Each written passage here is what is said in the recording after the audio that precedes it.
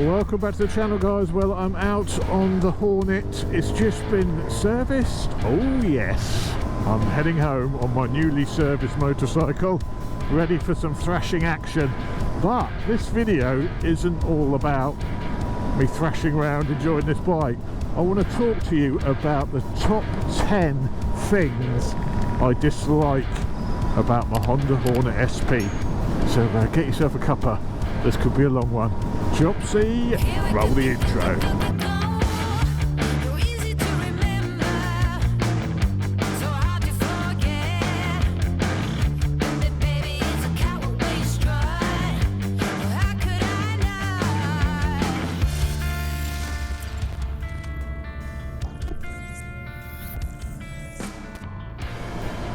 So first of all, let me start the video by caveating it and saying nothing on this bike is truly hideous. Now, a lot of this is related to my experience because I'm coming at this from a bit of a larger guy as well. And yeah, so that, just to caveat that before we start, because I'm not absolutely slating this bike, but I'm pointing out things which I think could be or should be better. So let's get straight into it. Now, these are not in any particular order, they're in random order. Let's get going. So number one, the biggest gripe I have with this motorcycle for a 20 stone 6'2" rider is the comfort of the bike. Now, I did have the performance option seat on this machine, which straight away is too hard. That seat is too hard. I've gone back to the standard seat now, and I can tell straight away there's more comfort with the standard seat. So unless you're a very small guy or you want extra feedback from the bike, which I really don't think you will, I would stick with the standard seat, would be my first recommendation.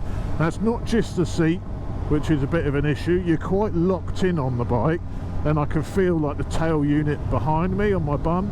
There's no room to fit a sheet of paper between my arse cheeks and the tail on this machine, and I'm quite up front as well. If that weren't bad enough, the bike is very wide, and I'm getting on, my hips are getting a bit stiff.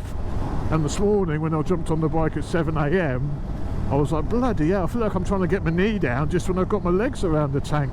It's very, very wide, so my old hips don't like splaying the legs that easily. You're tight in the seat and it's very hard. So my number one issue is the comfort. For a larger rider, if you're a lighter weight rider, it might be completely different. Thing number two, which again is related really to the comfort, and that is the suspension. Now, this is the SP version, and what is fantastic on this bike is you've got fully adjustable suspension, and very good fully adjustable suspension. So of course you've got the rear O-lins unit on the SP model, and you've got the Showa big piston forks with the separate function. Now, standard, I found, this came out the crate as it were, I found this too hard. I was getting too much information coming through from the road, and it was crashing over even minor bumps. And the fact I had the harder seat, it was just going straight through your body. So what I've done, I've backed off the suspension a little bit. Now, there's around about 20 turns of preload in the fork, and as this bike came, it was wound in from completely off by 7 turns. So 7 turns in out of 20, and even though I'm 20 stone, I've not been using all the travel of the suspension. Yes, I've been running it in, so I've not been absolutely hammering it round, but I still have been chucking it around a bit. So I think it comes with quite a firm spring in the forks with standard. So I've wound it off 2 turns back to 5 preload from nothing, and it's actually made it a bit more compliant. I've also wound out 2 turns of compression and rebound damping from the forks, and again it's just softened things up nicely. And I've done the same to the shock, 2 clicks of compression and rebound out the shock, and with the change in seat, it actually feels much more compliant now, and there's a lot less information coming through from the road, which you may see as a bad thing, but it was almost too much before. It became a bit overwhelming, constant feedback, you know, every little bump. Now it's softened off a bit. I'm still getting what I describe as very good feedback, but not just too much crashy. It's made it a lot more compliant, the suspension. So out the box the suspension was a bit too firm. I still think perhaps it's a bit oversprung, a bit like the Street Triple RS was when it first came. Maybe not quite as oversprung as that, but it is more oversprung than not, which is quite unusual for a Japanese manufacturer, because normally they set them up for little lightweight riders.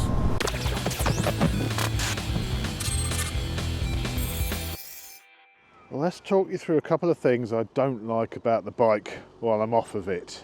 I hate the fact there is no possibility to add paddock stand bobbins to the actual swinging arm. There's no holes or 8mm holes to mount any bobbins, so the only way you can mount a paddock stand bobbin is to do the adapters, that's bolt onto there, which then makes it tricky to actually adjust the chain because you lose all your chain markings. You can't actually get a paddock stand, you can't undo that nut with a paddock stand on here either because you can't get a socket on it. It's an absolute pain in the arse not having paddock stand bobbins on the swinging arm itself. That is a real cheap move. Don't like that at all. Number 3 on my list is the Quickshifter. Now the SP model comes fitted stock with the Quickshifter, but as I've been running it in, I've found it's been really quite, it's a bit of a jerk, it's a bit of a lunge, especially at lower rev ranges. Now again, it was being run in, it did have running in oil in it. Also the gear shift used to be hard to knock it down, but again, I was running it in, it's all new, so we're going to give it maybe a little bit more slack with that. The blipper's very good, but lower down the Quickshifter just really a bit too harsh. You feel like you're doing damage to the gearbox.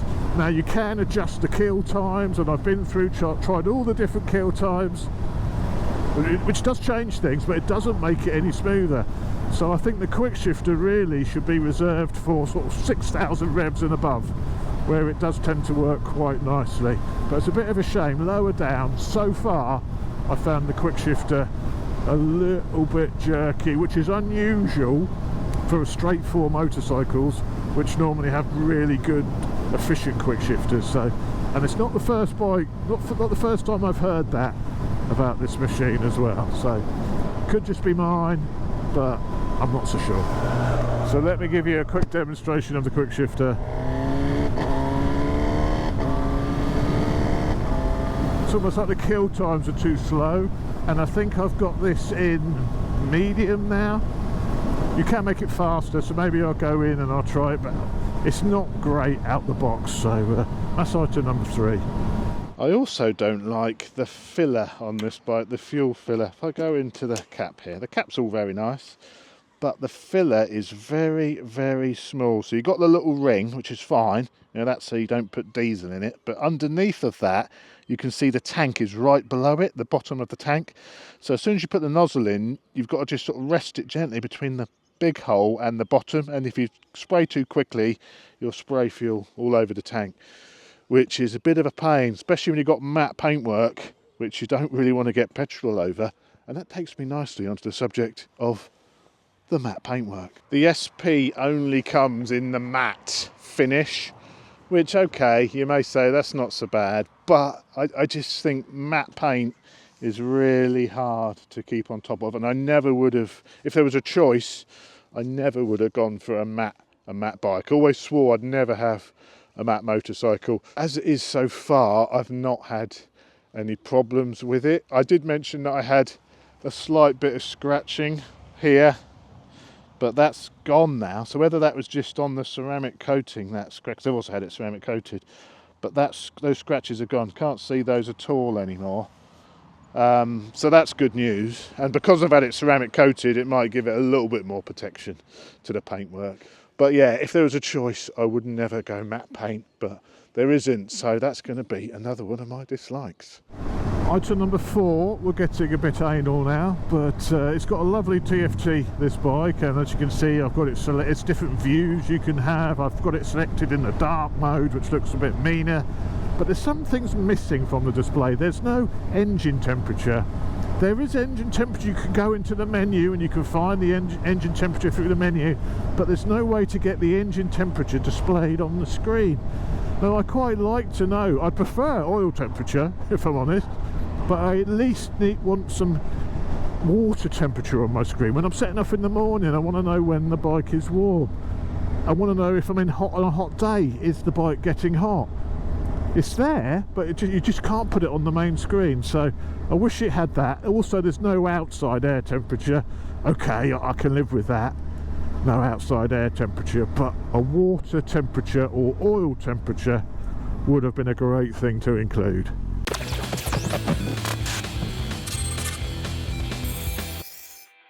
I could moan about the cannon for an exhaust, but I don't mind that. You know, that I'd rather manufacturers did that, because most people change their exhaust anyway. So it's not going to be one of me saying, oh, massive exhaust. Yeah, I know, they get changed. You know, there's loads of manufacturers do that. It saves a bit of money, so I'm happy with that. Oh, look at the tail tidy. Yeah, they have to do that as well. That's a requirement, that the number plate has to finish behind the back wheel. So they have to put big tail tidies on. I actually don't think that's too bad an effort of a tail tidy with the little fin bits, but I've got an Evotech one to go on shortly anyway. So again, that's not in my list. That's just things which manufacturers have to adhere to. It's just regulations. The brakes are actually fine on this. But they're not the best brakes I've ever tried, but they're actually fine. If you were to change the rubber hoses and put some braided lines on it, and maybe you could change the master cylinder as well, just to get them absolutely tip top. It's got the stylemas, which is incredible for a £10,000 motorcycle with stylema calipers, and the brakes are actually fine. I'd go as far as to say the brakes are good. For a £10,000 bike, the brakes are unbelievable, but you could do a slight improvement by putting braided lines on and stuff, and I probably will do that if I keep it. Another thing which bugs me a little bit, which is a bit of a weird, it might just be me, but the routing of the clutch cable coming out and going down here, just sort of appearing out from behind this panel. I don't like the way that clutch cable routes. It just looks weird to me. Looks weird to me, the way it's just popping out the bottom of the panel there. If it could go across here, across the engine inside, would be much better than just that cable coming out. But yeah, am I getting a little bit anal now? Comfort is definitely improved with this seat. I'm just adding that now. I've spent half hour on it now, and the seat comfort with the standard seat is definitely improved. So, you know, one of my negatives, it's still a bit hard, so I think it still stands as a negative, but it is much better than that suede performance seat option, which is like a rock. The suspension is also much better, backed off a little bit. It's acceptable now. So again, that one's fixable. These boys. Classic day out. So is that 10 things? Is that 10 things? I'm not sure I mentioned 10 there. I could say as an addition that the sport mode, the throttle becomes a little bit aggressive. You know, it's very, very much just right there. I could say and moan the fact that the bike doesn't have any cruise control, but again, it's a £10,000 motorcycle. I'm not going to moan that you don't get cruise control as an option. You know, it's a cheaper bike. I could moan that the traction and wheelie control are all tied together, so you can't isolate traction and wheelie control. But one of the reasons this bike is a £10,000 motorcycle is it's got basic electronics. So I'm not going to moan and say it should have better electronics, because that's the whole point of this bike and why it's cheap. So there are some things I don't like about it, but those things at the price point I'm not going to moan about, even though I just did. Yeah, but you get my point. It wasn't in the list. I will talk about what I do like, and there is plenty to like on this machine. It's not all negative stuff. This is a real super sports little motorcycle that...